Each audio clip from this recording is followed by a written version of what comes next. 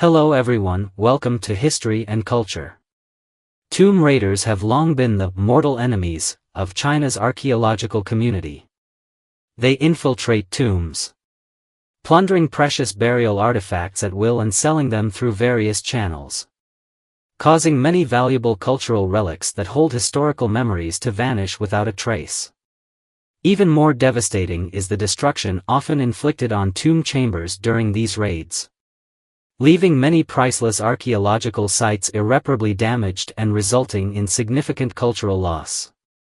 For archaeologists, these relics are rare historical witnesses, worthy of the utmost care and protection.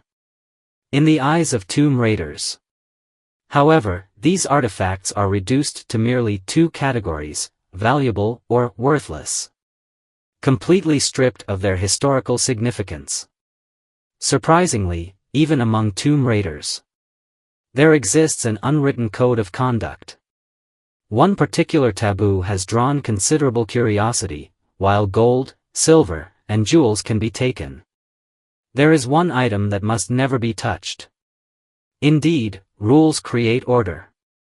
No matter the profession, there are internal regulations to maintain discipline. So what is the mysterious object that all tomb raiders unanimously forbid themselves from taking? Next, let's uncover the truth behind this enigmatic taboo, and discover what could make even these audacious tomb raiders exercise caution. According to historical records, the practice of tomb raiding can be traced back to China's Three Kingdoms period.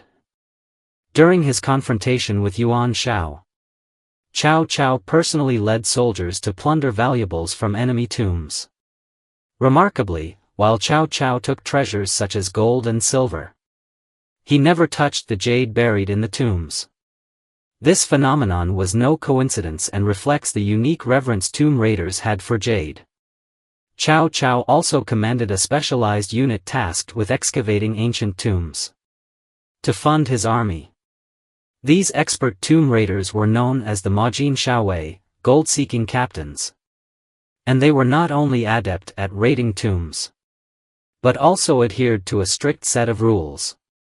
In ancient times, many precious items, including gold and silver, became their targets, but jade remained their ultimate taboo.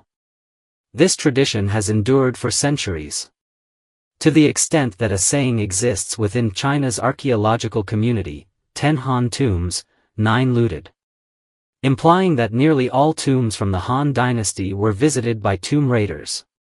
Yet, jade artifacts were almost always left untouched.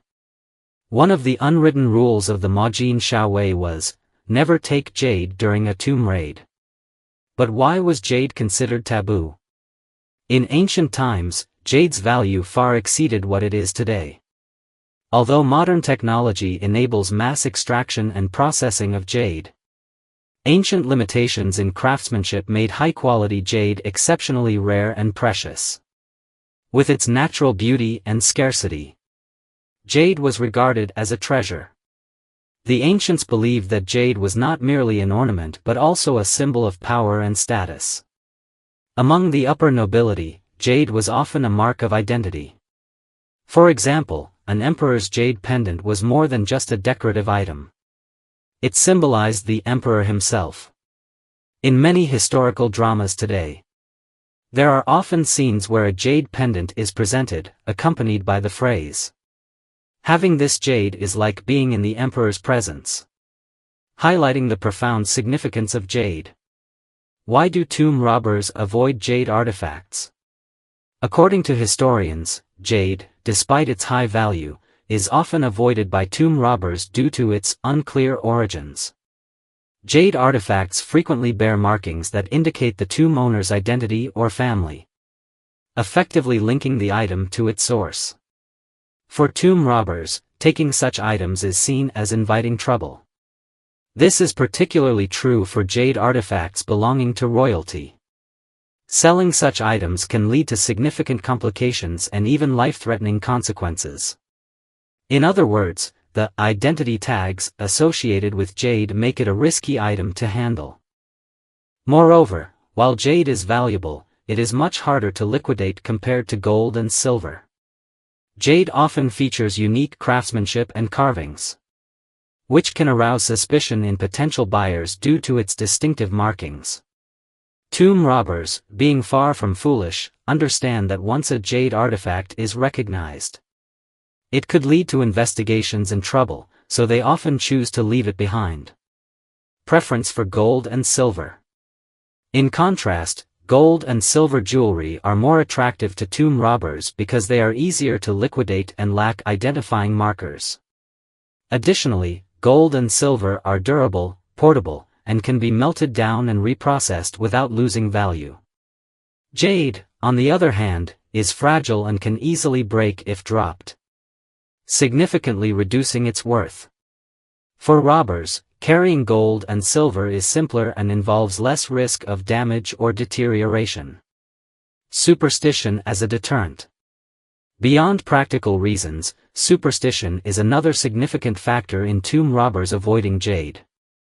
In ancient Chinese beliefs, jade was considered the essence of mountains and held special powers. Jade pieces were often placed in the 9 orifices of the deceased, ears, eyes, nose, mouth, etc., to prevent energy from escaping, slow the decay of the body, and even aid in reincarnation.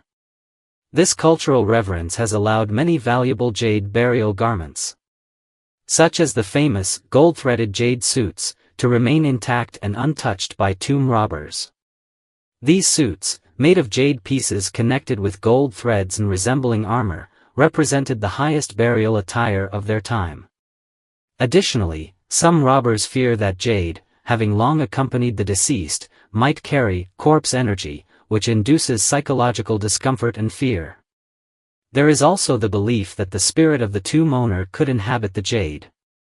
Attempting to remove it by force might provoke bad luck or even cause the robber to be haunted by the deceased's restless soul. This fear of the supernatural often leads tomb robbers to leave jade artifacts untouched in favor of safer, less ominous items like gold and silver. Jade's sacred cultural significance. Historical records reveal that in ancient China, jade was not only a precious material but also a sacred item used in religious ceremonies. It was regarded as a medium for communication with deities, bridging the mortal world and the divine. People believed jade could transcend the boundaries of life, death, and time, making it a vital tool for rituals and prayers. This reverence is echoed in many Chinese historical dramas, where scenes of dripping blood on jade are depicted. These scenes are rooted in the belief that jade could sense the essence of life, serving as a conduit for prayers and offerings. As a result, jade transcended its material value, becoming a symbol of faith. Even tomb robbers respected its symbolic significance, fearing that violating jade might invoke divine retribution. The Code of Grave Robbers. Historically, tomb robbing in China was not always for personal gain. For example, when Cao Cao established the Majin Shaowei, a specialized tomb robbing unit, it was initially a temporary measure to address military funding shortages rather than a permanent profession. Over time, this group developed a set of strict rules, including avoiding jade artifacts, reflecting a certain ethical and cultural awareness within their activities. Scientific perspective.